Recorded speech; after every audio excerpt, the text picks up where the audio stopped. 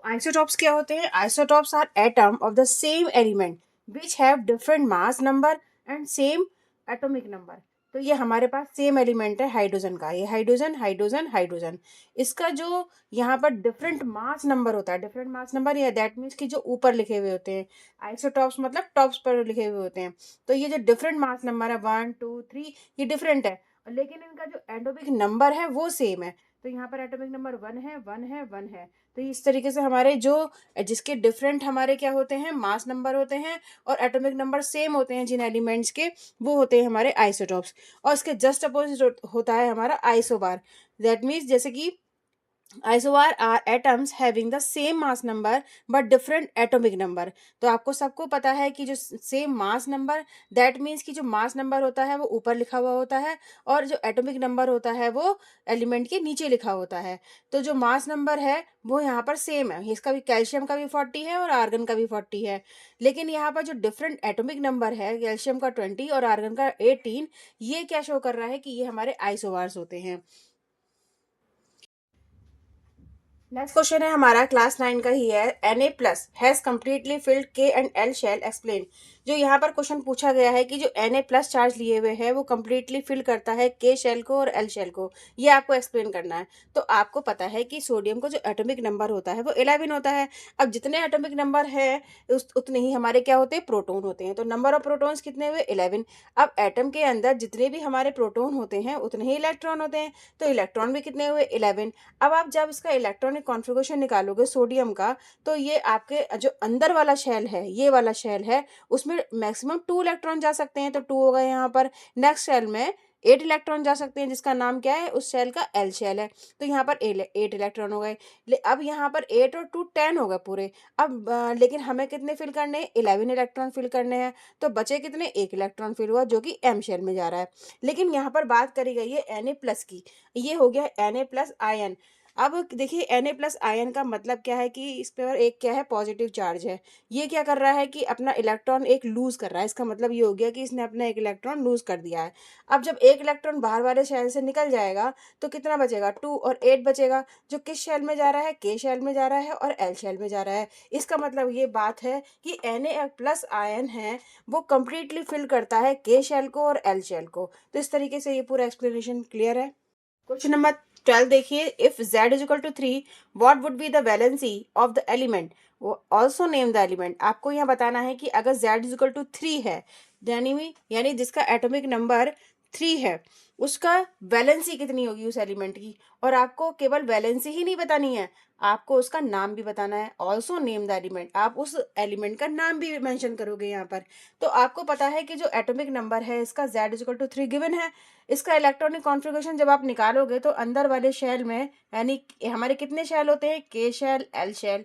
तो अंदर वाले शेल में यहाँ पर 2 इलेक्ट्रॉन मैक्सिमम जा सकते हैं और उससे नेक्स्ट वाले शेल यानी L शेल में 8 इलेक्ट्रॉन जा सकते हैं। लेकिन यहाँ पर केवल एटॉमिक नंबर 3 ही है, तो इसमें से 2 तो ये आ गए और 1 इलेक्ट्रॉन और बचा, तो यहाँ पर ये L शेल में चला गया। तो अब आप देख रहे हो यहाँ पर कि जो 1 है वो क्या कर रहा है, अब अगर इसके ये अपने एटम को स्टेबल करना चाहता है तो ये इसको 1 इलेक्ट्रॉन को किसी को दे देगा, यानी इसमें से 1 इलेक्ट्रॉन निकाल देगा। अब जब 1 इलेक्ट्रॉन निकालेगा इसका मतलब जितने इलेक्ट्रॉन वो निकाल रहा है उसकी वैलेंसी उतनी ही होगी। तो यहाँ पर वैलेंसी कितनी हो गई इसकी, इस एलिमेंट की वैलेंसी हो गई हमारी 1। तो वैलेंसी तो हमें पता चल गई कि ये 1 है। अब इसका नाम भी बता दीजिए आप इस एलिमेंट का जिसमें इसकी वैलेंसी 1 है। तो आपको पता है कि जिसका एटॉमिक नंबर 3 होता है उसका नाम है लिथियम, उस एलिमेंट का नाम है लिथियम जिसका एटॉमिक नंबर 3 है। हेलो फ्रेंड्स, तो हमने चैप्टर पढ़ा था 4 जो जिसका नाम था स्ट्रक्चर ऑफ एटम। तो उसके कुछ न्यूमेरिकल्स हैं, आपने पढ़ा था उसमें कि एटॉमिक मास पढ़ा था, एटॉमिक नंबर पढ़ा था। लेकिन अब यहाँ पर हमें क्या है कि हमें न्यूट्रॉन्स नंबर कितने होते हैं न्यूक्लियस के अंदर, प्रोटॉन कितने होते हैं ये निकालने के लिए, या फिर इलेक्ट्रॉन कितने हैं कैसे निकाले जाते हैं, यहाँ पर हम इन सब चीजों के बारे में सीखेंगे। तो देखिए हम स्टार्ट करते हैं क्वेश्चन नंबर 1 से। Helium atom and atomic mass of 4U and 2 proton on it's nucleus, how many protons does it have. तो हीलियम का जो एटम है उसका जो एटॉमिक मास है वो 4U है, ठीक है। 2 protons on in its nucleus, और जो न्यूक्लियस देखिए ये अगर हमारे पास प्रोटॉन है हीलियम का, तो इसके अंदर जो न्यूक्लियस है, अंदर बीच में होता है ना न्यूक्लियस, तो उस न्यूक्लियस में प्रोटॉन होते हैं, प्रोटॉन होता है और न्यूट्रॉन होता है। जितना इसका मास होता है वही इस पूरे एटम का मास होता है, ये आप जानते हो। तो प्रोटॉन का mass, proton plus neutron is equal to होता है हमारा एटॉमिक मास। ठीक है, एटॉमिक मास। तो एटॉमिक मास यहाँ पर आपका गिवन है पहले से ही फॉर यू। तो हम एटॉमिक मास, हमारा फॉर्मूला होता है atomic mass is equal to number of proton plus number of neutron. तो यहाँ पर हमने शो भी किया है कि न्यूक्लियस के अंदर प्रोटॉन प्लस न्यूट्रॉन का जो नंबर ऐड करने के बाद आएगा वो इसका एटॉमिक मास कहलाएगा। तो नंबर ऑफ प्रोटॉन यहाँ पर कितने हैं, गिवन है 2 प्रोटॉन्स यहाँ पर गिवन है। और आपके पास क्या गिवन है, एटॉमिक मास। तो हीलियम का एटॉमिक मास आपको 4u दे रखा है। ठीक है, अब आपको निकालना क्या है, how many neutrons does it have. तो आपको न्यूट्रॉन्स के नंबर्स निकालते हैं कि न्यूक्लियस के अंदर कितने न्यूट्रॉन हैं। तो यहाँ पर इसको आप निकालोगे तो यहाँ पर तो उसको एज इट इज लिखोगे number of neutrons, number of neutrons. अब देखिए हमें क्या निकालना है, नंबर ऑफ न्यूट्रॉन्स। तो आपको 2 इधर लेकर आना पड़ेगा। तो 4 में से जब आप 2 माइनस करोगे तो यहाँ पर क्या बचेगा, 2। तो नंबर ऑफ न्यूट्रॉन्स कितने निकल कर आए आपके, नंबर ऑफ न्यूट्रॉन्स 2 निकल के आए। ठीक है, ये हो गया इसका सॉल्यूशन। नेक्स्ट क्वेश्चन आता है हमारा, right the distribution of electron in carbon and sodium atom. आपको बताना है कि जो इलेक्ट्रॉन कार्बन का और सोडियम के अंदर जो इलेक्ट्रॉन है उनका डिस्ट्रीब्यूशन शेल में किस तरीके से होता है, कौन से शेल में ये जाता है। तो देखिए यहाँ पर हमें सबसे पहले पता होना चाहिए दोनों का एटॉमिक नंबर। अब एटॉमिक नंबर क्या होता है, नंबर ऑफ प्रोटॉन के इक्वल, और प्रोटॉन किसके इक्वल होता है, इलेक्ट्रॉन के इक्वल। तो यहाँ पर हमें एटॉमिक नंबर पता है कार्बन का, कार्बन का ये एटॉमिक नंबर होता है 6। तो अगर एटॉमिक नंबर 6 है दैट मीन्स कि उसके अंदर प्रोटॉन कितने हैं, 6 ही हैं, है ना। एटॉमिक नंबर किसके इक्वल होता है, प्रोटॉन के नंबर। और प्रोटॉन किसके इक्वल होते हैं, इलेक्ट्रॉन के नंबर के इक्वल होता है। तो ये हमारा number of proton is equal to number of electron, ये हम सब जानते हैं। तो यहाँ पर हमारा डिस्ट्रीब्यूशन कैसे होगा इलेक्ट्रॉन का, आप यहाँ पर कैसे करोगे कि देखो ये 6 है तो के इसके जो हम डिस्ट्रीब्यूशन करेंगे तो 2 और 4 में ये यहाँ पर हम इसको ब्रेक कर देंगे, क्योंकि फर्स्ट सेल में जा रहे हैं 2 इलेक्ट्रॉन और सेकंड सेल में जा रहे हैं 4 इलेक्ट्रॉन। हमारे शेल कौन कौन से होते हैं, देखिए यहाँ पर फर्स्ट शेल यहाँ पर के शेल होता है, और जो सेकंड शेल होता है वो एल शेल होता है, उससे नेक्स्ट वाला होता है एम शेल होता है। तो जब तक अंदर का शेल पूरी तरीके से फिल नहीं हो जाता तब तक हम नेक्स्ट सेल में नहीं जा सकते। तो नेक्स्ट फर्स्ट सेल में हमारे 2 इलेक्ट्रॉन यहाँ पर रहते हैं और सेकंड सेल में 8 इलेक्ट्रॉन मैक्सिमम रह सकते हैं। तो यहाँ पर हमारा 2 इलेक्ट्रॉन तो फिल हो गया, लेकिन अब कितने बचे वो हम यहाँ पर लिख देंगे। तो हमारे 4 बचे, क्योंकि हमारे पास टोटल कितने इलेक्ट्रॉन है, 4 इलेक्ट्रॉन। तो यहाँ पर हमारा जो नंबर आ गए हमारे 2 और 4। अब इनका करना है हमें डिस्ट्रीब्यूशन कि कौन से शेल में कितने कितने इलेक्ट्रॉन जाएंगे। तो हमारे के शेल में कौन से कितने इलेक्ट्रॉन जा रहे हैं, वो 2 इलेक्ट्रॉन जा रहे हैं, और एल शेल में हमारे 4 इलेक्ट्रॉन जा रहे हैं। तो ये हमारा कौन क्या हो गया, के और एल। ठीक है, तो इस तरीके से हम शेल में इलेक्ट्रॉन को डिस्ट्रीब्यूशन करते हैं। तो ये तो कार्बन का हो गया। अगर हमें सोडियम का निकालना हो तब क्या होगा, तो देखिए यहाँ पर जो सोडियम के बारे में अगर हम बात करेंगे तो यहीं पर देख लीजिए, सोडियम में जो एटॉमिक नंबर होता है वो 11 होता है। ठीक है, एटॉमिक नंबर अगर 11 है दैट मीन्स कि इसमें प्रोटॉन कितने हैं, 11। और जितने प्रोटॉन होते हैं किसी भी एटम में उतने ही इलेक्ट्रॉन होते हैं, आप सब जानते हो। तो electron is equal to proton number होता है, प्रोटॉन का नंबर। तो कितने होगा, ये भी 11 हो गए। अब हमें इसी इलेक्ट्रॉन का डिस्ट्रीब्यूशन करना है शेल के अंदर एटम में। तो कैसे करेंगे, फर्स्ट शेल में हमारे 2 इलेक्ट्रॉन जा सकते हैं, सेकंड शेल में 8 इलेक्ट्रॉन जा सकते हैं। तो अभी हम 8 और 2 कितने हो गए, 10। अभी हमारे टोटल 10 इलेक्ट्रॉन फिल हो पाए। ठीक है, अब जो एक बचा इलेक्ट्रॉन वो थर्ड शेल में चला जाएगा। तो 1 इलेक्ट्रॉन यहाँ पर हमने लिख दिया। अब देखो यहाँ पर कैसे यहाँ पर जाएगा, के शेल है हमारा, ये के शेल में हमारे 2 इलेक्ट्रॉन रहेंगे। अब सेकंड शेल ये के शेल है और एल शेल नेक्स्ट वाला है, इसमें 8 इलेक्ट्रॉन रहेंगे। तो यहाँ पर 8 इलेक्ट्रॉन यहाँ पर आप फिल कर सकते हो, 1 2 3 4 5 6 7 और ये 8। ठीक है, अब नेक्स्ट जो शेल आएगा वो कौन सा आएगा, के एल एम, एम शेल आएगा।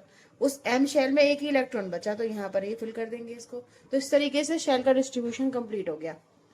आई थिंक ये आपको समझ में आ गया होगा। नेक्स्ट क्वेश्चन करेंगे।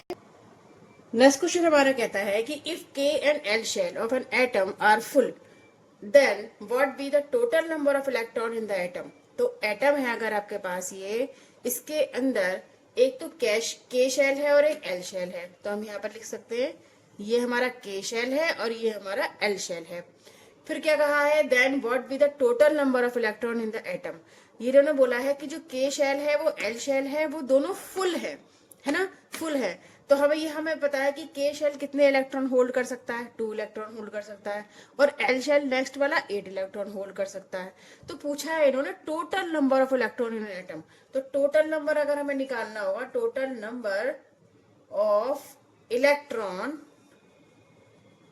इन एटम, इन द एटम, तो कैसे निकालोगे आप, तो ऐड कर दीजिए 2 और ये एल शेल वाला, ये के शेल वाला, ये एल शेल वाला, इन दोनों को आप ऐड करोगे तो 10 आ जाएगा। यानी टोटल नंबर ऑफ इलेक्ट्रॉन कितने हुए यहाँ पर, 10।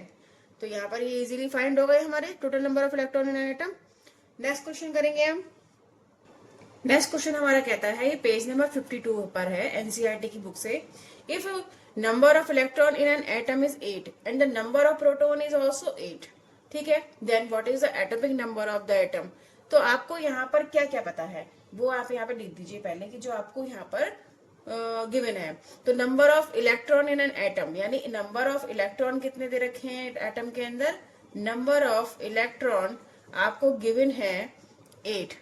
अब आपको ये पता है कि एटम के अंदर जितने इलेक्ट्रॉन होते हैं उतने ही प्रोटॉन होते हैं। इसका मतलब हो गया कि अगर हमें इलेक्ट्रॉन 8 पता है तो हमारे प्रोटॉन भी उतने ही होंगे। तो ये भी हमारे क्या हो जाएंगे, ये प्रोटॉन के इक्वल हो जाएंगे, यानी नंबर ऑफ प्रोटॉन भी इतने ही होंगे। अब आपको इलेक्ट्रॉन भी पता चल गया और आपको प्रोटॉन भी पता चल गया।